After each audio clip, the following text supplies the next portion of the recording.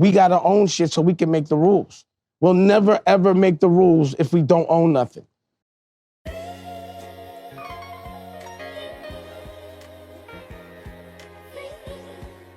And I don't want to start out as big as them. I just want to own it. I just want to try it as an owner.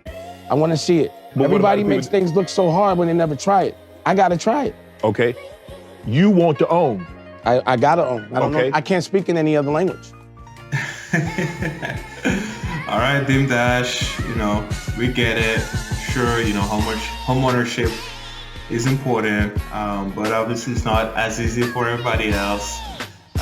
This is gonna be part 2 of the last video where we're looking at some examples of how millennials have been able to afford some house in 2021.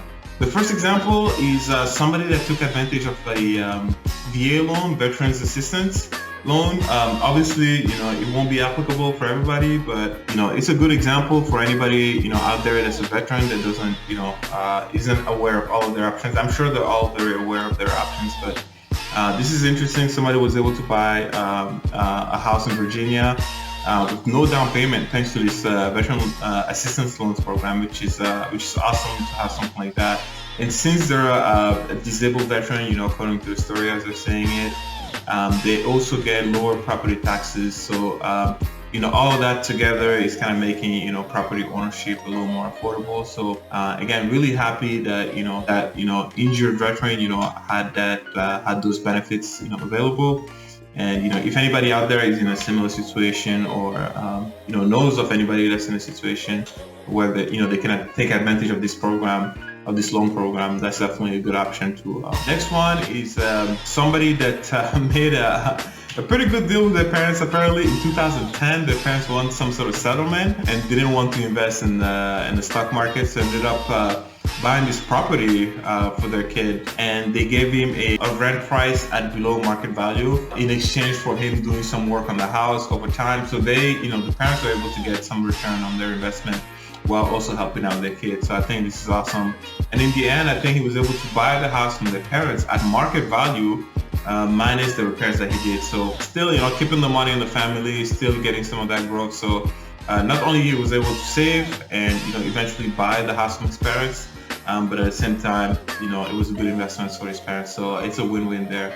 Obviously, not everybody will be in that situation, but just an interesting example. Yes, the next person, was living with their parents and ended up buying a brand new house with a low deposit of $2,000 to hold a lot. And while they were waiting for the house to be ready, they had time to save and didn't really need to compete with the craze that's out there on the market. So that's really interesting. I didn't know you could hold a lot for just that much.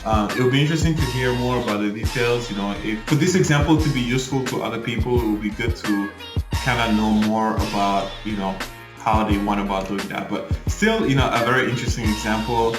Something worth looking into. There's another one that's interesting. I have never heard about this.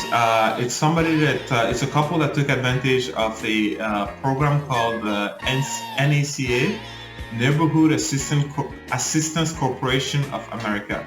Apparently, it's a nonprofit that helps people combat housing discrimination and predatory lending. It's really amazing to see programs like that are out there, and they provide counseling. They're more understanding and forgiving of people with low credit scores, and they have financial issues. And apparently, you're able to buy a house with no down payment, no PMI, and below market interest rate, which is incredible. That must mean that the requirements to qualify must be very stringent. But definitely, anybody out there that is working hard but struggling to keep up with increasing rents, increasing home prices, stagnating income, this is something worth looking into.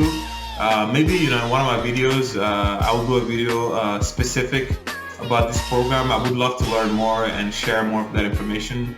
The next one is a very interesting one. I think this is almost like a public safety announcement, PSA, or warning to people, to be careful when buying a house, and why, people should be aware of, waiving. I think last time we talked about an example of a couple that had to waive contingencies to compete and buy a house. But in this example, this couple, worked really hard. They saved for 5 years, and for 2 years were trying to find a home, and they were constantly being outbid, and they ended up, settling for a fixer-upper that was, $100,000 less than, houses in the area, comparable houses in the area. But unfortunately, spent, a lot more trying to fix the house and haven't even been able to move in. I think they say that they had to replace walls of rotting studs, seal all the windows because of leaks and rainwater, seal the cracked stucco, replace rotted drywall, get electrical, up to code. So apparently, and all of these were not upfront. It's just you have one problem, you try to fix it, and then you find another problem, you try to fix it, and you find another problem. So you just keep digging yourself, deeper and deeper. And that's the importance of having a professional doing your home inspection.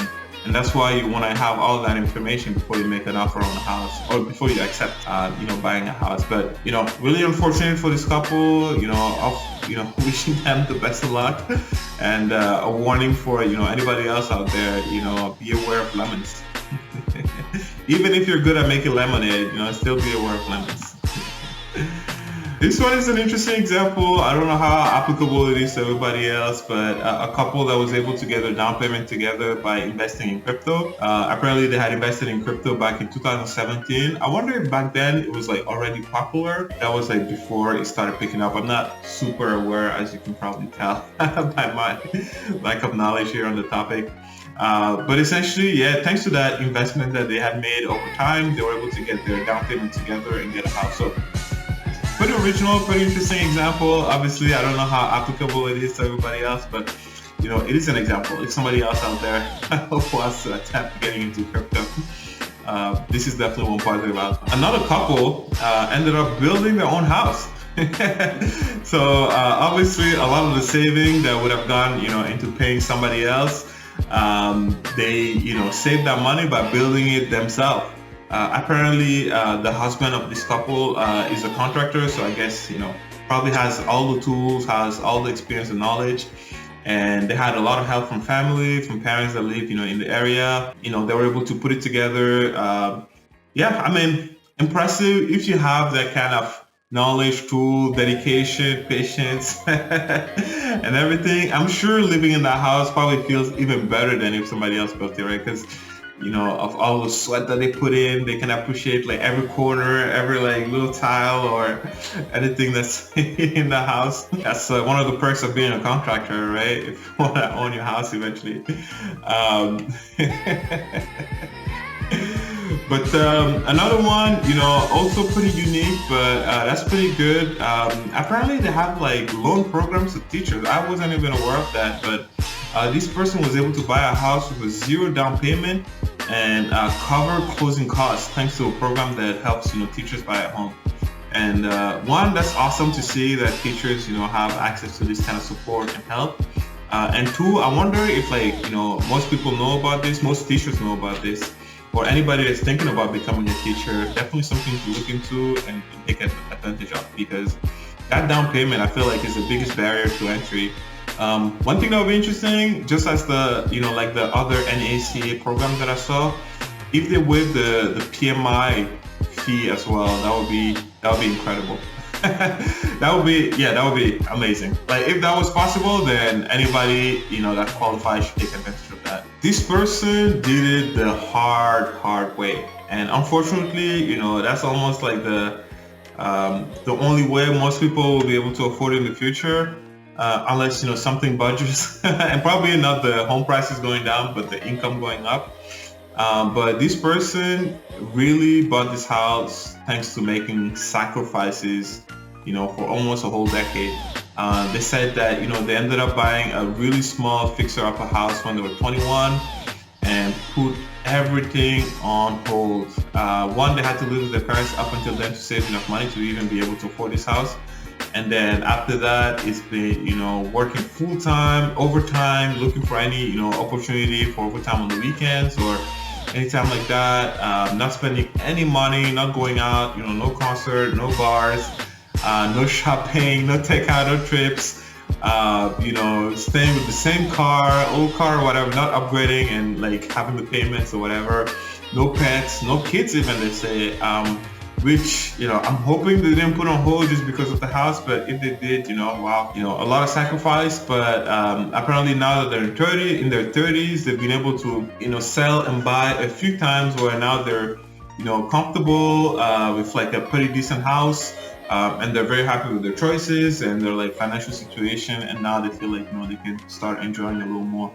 Obviously very extreme, but you know, that's the importance of getting into homeownership early. Like, it doesn't have to be your forever home. It doesn't have to be, you know, the best house that you want to live in the best area.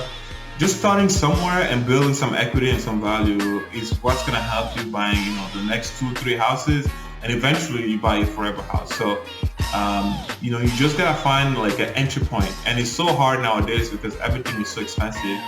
But anyway, just an example. It's very extreme, but you know, that's what it took for this person to be able to afford a house. And the last example, which is a little sad, but at the same time, you know, I don't want to say nice or beautiful, but meaningful maybe is the right word, where the person could afford the down payment because, you know, their mom unfortunately died from cancer in 2020 and was able to leave them, you know, with enough money to have a down payment for a house.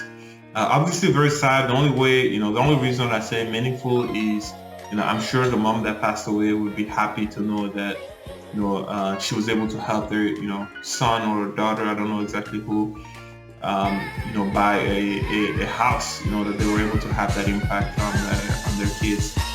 So yeah, very sad, but at the same time, you know, that's one example, unfortunately, of how they're able to afford a house in 2020.